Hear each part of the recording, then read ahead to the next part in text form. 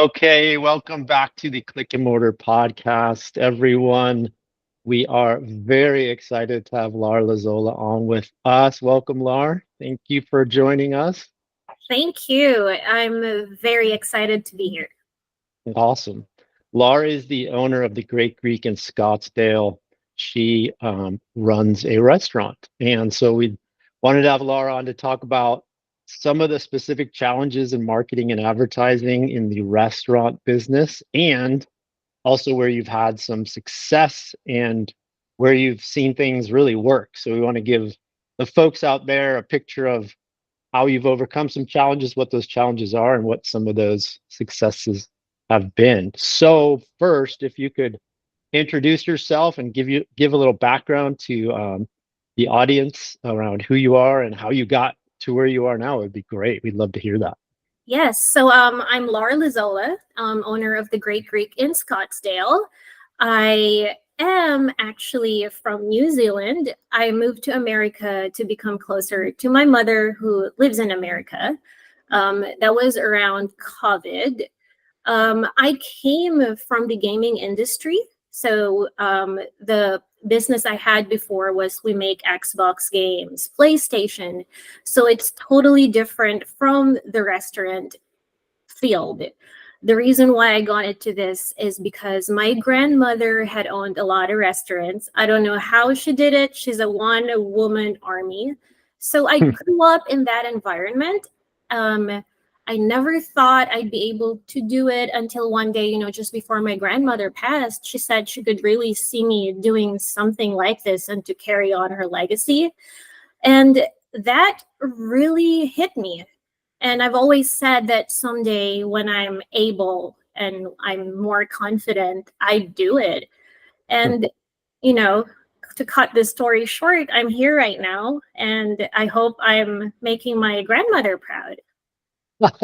Interesting. So how'd you make that jump from obviously from gaming, but you Yeah. also specifically went into Greek food and Yes. you went into Greek food in Scottsdale. So can you take us through how that happened a little bit? Yeah. So Greek food is definitely my favorite food, hands down. Whenever I'm in meetings and I don't have time to eat, I search, Greek food near me. I'm a very big eater, and Greek food satisfies me. It has my rice, it has my meat, it has my salad, it is everything. Mm, In terms of how I did it, in the gaming industry, I did run a big company. It was 150 employees. So I just know that I could do this because the idea of having less employees kind of gave me a spark that I said to myself, I could do this.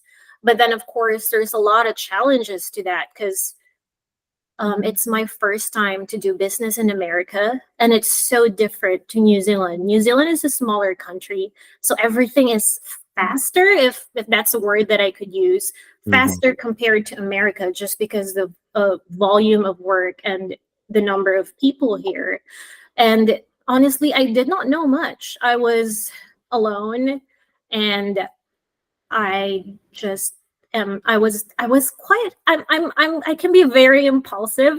But I think at the end of it all, I think I was really confident that I could do it because I know I wanted to. So I dove right in. Mm, Love goodness. love it. And I mean, it wanted to ask the location that you picked. I mean, it's up and coming. It is a little tough to differentiate there. So I mean, why that specific location, especially, you're new to the area, so obviously you have a keen eye to Yeah. where growth is happening. Yeah. So why that location? That's a interesting question. It's such a classic explanation to that. I went the usual route where you scout so many locations. Now, this location in particular, I decided that this was going to be good because it has a good sized parking lot. So I know customers are going to be there. Although I don't have a lot of households around, they're probably about 3 miles away, but there are businesses that are there. So I know I'll have a consistent rush hour for lunch and maybe, dinner, which ended up what I predicted. And another thing is that the highway, you could see it from the highway. And I Mm. thought that's an immediate advertising, and I don't have to possibly pay where you put it on the side of the road and you pay that monthly. And I thought if they could see it, then that's a good marketing for me. So it's really that classic explanation. And I like the area because the traffic is not bad. You could easily turn right or the other side as well. There was just great access. Cool. Classic location, location, location, right? Mm-hmm. Um, Other than that, what have you found as far as generating customers Mm-hmm. has worked? What's been a challenge? And what has worked and what hasn't worked on from a customer generation perspective, getting people in the door? Right. I would say what didn't work was, when I opened up, it most restaurants when they open, it's a boom right away. There's a lot of word of mouth was really fast. Somehow for my restaurant, the word of mouth wasn't there at first, and then it gradually increased. So that really tested my patience. Um, but what worked, I would say, is community. Getting to know your community, the local areas around. It even what really worked is I went to businesses, introduced myself because I have a lot of businesses. There are a lot of businesses around. So I went to introduce myself. There's an ortho clinic there. I introduced myself.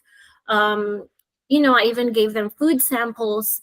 And I say that it's really effective because 2 hours later, they send patients, they send customers, the hotels Mm. nearby. So I immediately saw the effect on it. And I'd say that's really successful for me.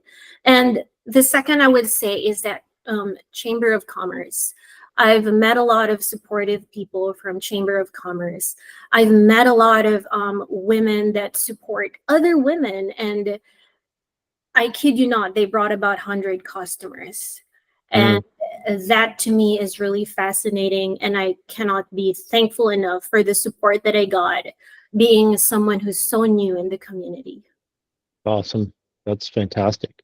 I'm curious about there's initial visits and you have initial traffic Mhm. that comes in. Have you worked with or have you worked on maintaining that relationship with the customer somehow once they come in the first time so that they come in a second time and a third time? And if so, what have some of those techniques or approaches been for Um, retaining and keeping customers coming back? yeah, I do have a lot of regulars, and a lot of those regulars became quickly my friends. They've been so supportive. I can definitely name you all their names, which is a good sign because I remember them. Um,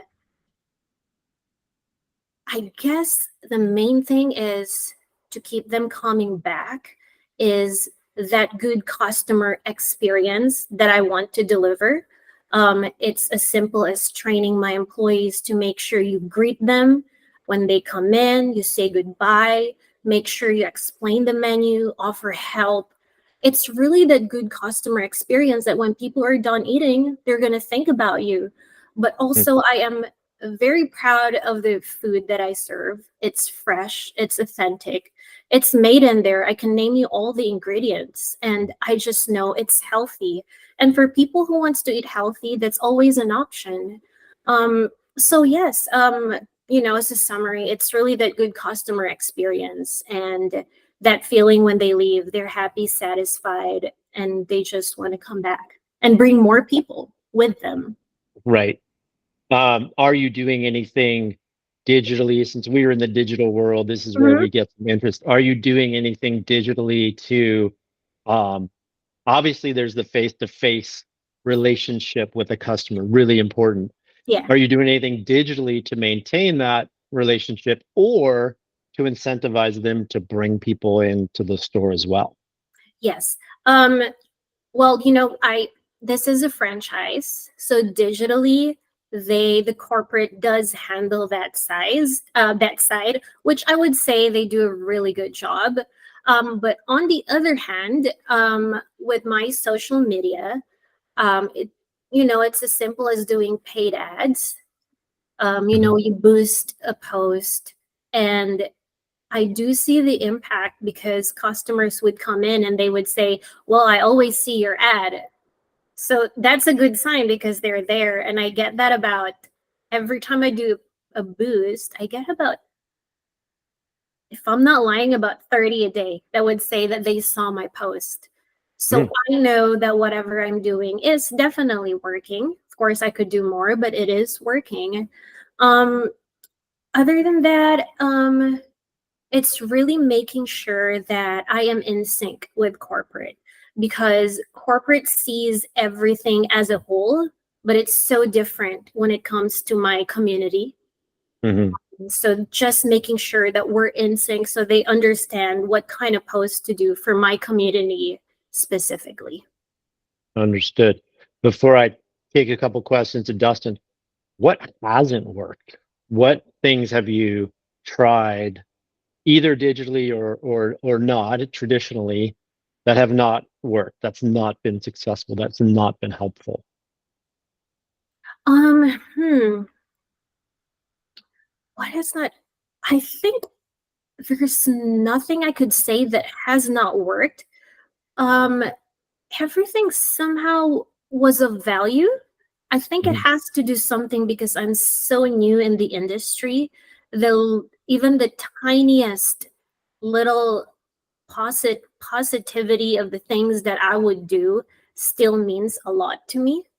I Mhm. would say what would not work is I do have a lot of people coming to me which are very national, and I could say that if I did sign up for, say influencers that are, their market is not my local community, I do think that would have an impact because my market is really my local community. So I would say that would be it. It's really just knowing what works for my location specifically. Mhm. Love Understood. it. So, I mean, it sounds like you've seen success by having more conversations with people in your community about what you offer, right? Mhm. Yeah. And I think people struggle with, having those conversations and starting them. I mean, we obviously do them through ads, but getting out there and shaking hands is a huge piece of it. And I think people are fearful of that. So how did you break through that and just kind of it's easy to come up with excuses on not going out and going Mhm. to the orthodontist or chiropractor and having that conversation. So how did you break through that and were able to just do it? You know what's funny? I'm such an introvert that actually going out and introducing myself to people does take a lot of energy. Talking to a customer, it takes energy from me because I'm very shy. I grew up, I'm an only child. I could spend the day not talking to anyone. And then you put me in a field of a lot of people, I do have to work. Um, but when you love your business, it somehow comes out naturally. So even if my feet feels heavy sometimes to do something that I'm not used to, it somehow becomes so part of you that when I talk about my product, it becomes delightful, if that makes sense. So when I talk to people what I have to offer at the restaurant, and knowing that when they go there and they see it for themselves, I can really say that my words meant what they're going to experience there. I think that's really it. And I became so interested more about people. I became interested about the local community, what they do, how they do it. And I cannot stress enough about how many, the amount of people I met that also inspired me, going to businesses and introducing Mhm. myself and having to talk to them and listen how knowledgeable they are. because one short conversation can lead to a longer conversation, and then they introduce you to other people, and then when they go to their restaurants, when they go to the restaurant, they look for me, and they always bring people with them. So it Hmm. became so fascinating to me that um, it becomes such a positive experience going out of my shell and being able to do it and feeling that, oh, look, actually, I can really talk to people. So, yeah, so now it became a second nature to me. Absolutely. It's amazing what business outcomes happen whenever you're just relatable and open up and, you know, tell your brand story. Mhm. That goes back to what Mike mentioned. How do you keep engaging and telling your brand story? Question I had do you plan on growing to more locations? Yes, absolutely. I'm gearing up to open 2 more locations. So maybe in 3 to 6 months' time. Um, Definitely it'll be in Scottsdale because that's my area. My dream is to have 5 more. So it becomes a household name. Hmm. That's really the goal. So 2 for now, additional 2, and then hopefully 5 more. And a lot of your growth has been you going in and shaking hands. I guess, do you have a plan for when you multiply by 5 and how you're going to be able to sustain that kind of growth across 5 different locations, since it is taking, you know, time out of your day? Yeah. What does that plan look like? Yeah, so the bigger I get on that front, the more I'm going to need help. So I also want to have a good work-life balance. So that means I need to hire more people. I need to hire external people as well to be able to help me. Um, because you also need to know when to actually need help. I like to do things manually, if that makes sense. So I guess it's another adjustment I have to do is to be able to trust that there are other um, people out there that could help me, and other companies. So it's there. Right now, I only have one, but as soon as I have 3, it will be more people involved. Busy. Yes, yes. I love being busy, but I also like to run on a schedule so I keep my sanity. So yeah, that's pretty much it. I love everything that you're doing. I mean, Mike, did you have any more questions? Yeah, any other than things you've already mentioned with networking and the Chamber of Commerce and that, any other resources that you would recommend to the folks out there that they look into if they're in your shoes? Are there any other resources that you've found helpful, whether it's books or, like you said, Chamber of Commerce or things like that? Is there anything that you would recommend to people? Yeah, I'm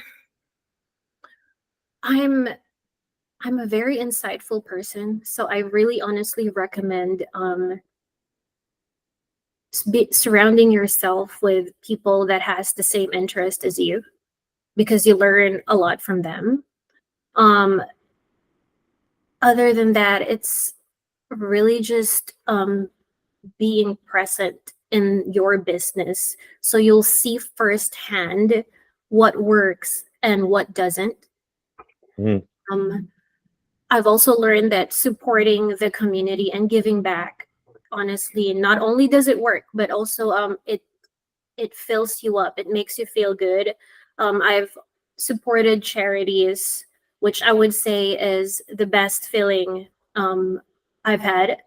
Knowing that I am able to now share and support the community.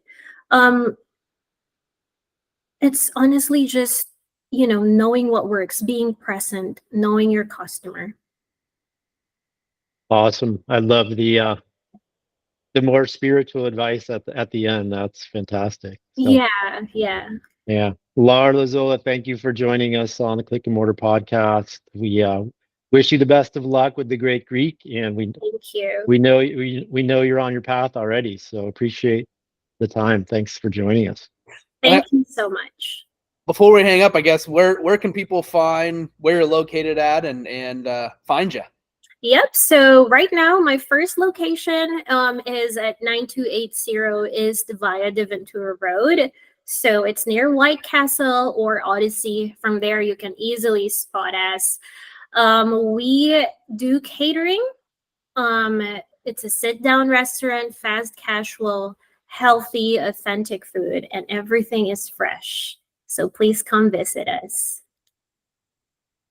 Fantastic. Thank you again for joining us. We appreciate the time. Thanks a lot. Thank you so much.